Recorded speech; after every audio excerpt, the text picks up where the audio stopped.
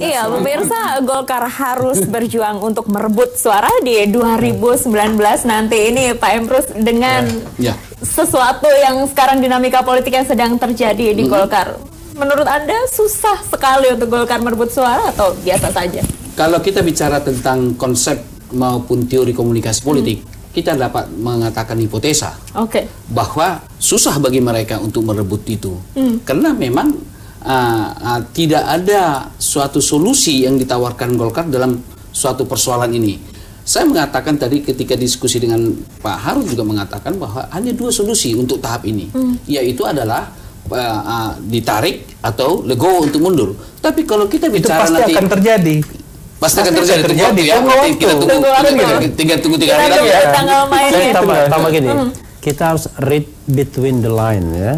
Jadi kalau kita mau membaca itu, bacalah antara line-line yang dikeluarkan. Nah, kalau kita lihat Pak Zul Henry itu kan sudah jelas maksudnya ya. Jadi yang itulah yang namanya memijak di dua tempat ya.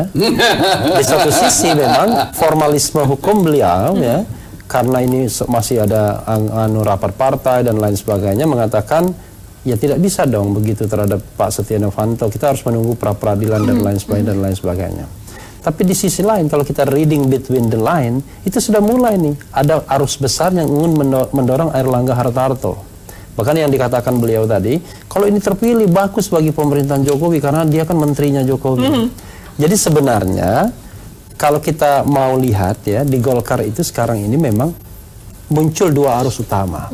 Dua arus utamanya sederhananya adalah, dan itu berpucuk sampai ke seniornya, yaitu yang menginginkan tetap Novanto menjadi ketua umum karena barangkali itulah klik yang ada, faksi yang ada ya. Dalam politik itu faksi biasa. Di PAN ada faksi Hatta Rajasa, ada faksi Zulkifli Hasan biasa. Tapi itu yang menang faksi Amin Rais ya, kira-kira begitu ya. Nah, lalu kemudian ada juga faksi yang kemudian menginginkan Setia Novanto tidak lagi menjadi ketua umum Golkar bahkan tanpa kasus sekalipun. Jadi karena dianggap bahwa ini bukan sosok yang katakanlah bukan the rising star, bukan the next leader bagi Golkar sesungguhnya. Apalagi jauh-jauh hari sudah mencalonkan orang dari partai lain sebagai calon presiden misalnya, ya kan? Secara sadar itu. Nah, maka kemudian ada pergerakan yang ingin mendorong Airlangga Hartarto, sosok yang dianggap muda, yang dianggap punya potensi sebagai the next leader, tidak ada masalah dan sekarang sedang dekat dengan pemerintahan sekarang. Syukur-syukur ini bisa didorong jadi wakil presiden, ya kan? Bisa lebih laku dibandingkan kalau misalnya Pak Setnov. Iya, mungkin saja. Nah, karena itu kemudian kalkulasi politik ini kan beliau sudah tadi katakan, kaki kanannya tetap berpijak di Setnov tetap ketua umum, tapi kaki kirinya udah mulai tengok kiri kanan. Kira-kira ada yang lari kencang nggak? Kalau ada lari kencang, ikut juga beliau. Oleh karena itulah perilaku politik selalu di wilayah abu-abu. Abu-abu ya, tidak. Itu yang saya katakan, Bung Refli ini selalu pandangan subjektif. Apa yang saya maksud bukan seperti yang dia maksud. Tapi bagaimana? Jadi begini, tadi kita berbicara dalam konteks elektabilitas Partai Golkar yang rendah, ya kan? Saya bicara pengalaman masa lalu partai, ada di saat-saat kita bermasalah pimpinan elit partainya, tetapi di momentum tertentu itu balik elektabilitas yang rendah itu menjadi tinggi. Ini yang saya mau katakan. Nah, sekarang kita lagi ada bermasalah dalam hal Setia Novanto terkait masalah dugaan pelaku tindak pidana korupsi EKTP. Nah, ini kan ada masalah.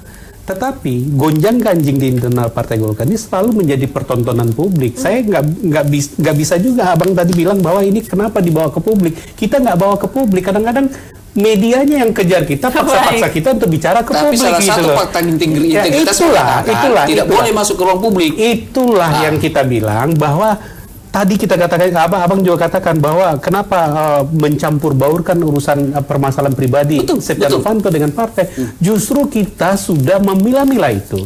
Persoalan pribadi Setia Novanto terkait masalah EKTP ini persoalan pribadi dia. Kita tanggalkan urusan partai, tetapi memang media yang menarik-narik supaya sudah dipilah urusannya. Baik, kita akan lanjutkan perbincangan hangat ini usai jeda. Pemirsa, tetaplah bersama kami di Saling Silang. Kembali saat lagi.